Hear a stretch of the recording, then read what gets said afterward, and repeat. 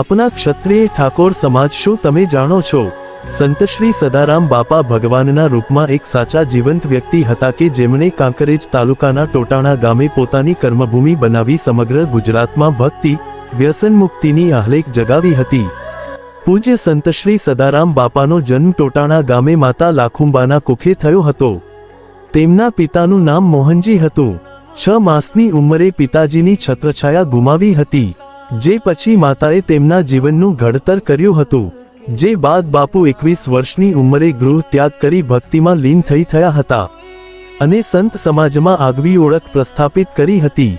એકદમ ગરીબ કુટુંબમાંથી સંત સમાજમાં આવનાર પૂજ્ય બાપુનું જીવન કવન સાદગીભર્યું અને સાચા સંતને શોભે તેવું નિર્મળ હતું.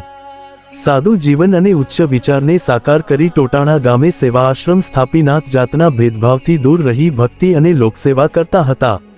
પૂજ્ય સદારામ બાપાના આશ્રમમાં દૂર દૂરથી લોકો આવતા હતા.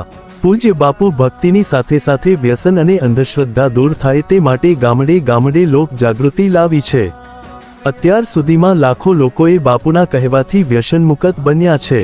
આવા જ આપના ક્ષત્રિય ઠાકોર સમાજ વિશે માહિતી અને ઇતિહાસ જાણવા માટે પેજને ફોલો કરો અને આપણા ક્ષત્રિય ઠાકોર સમાજમાં વિડીયોને શેર કરો.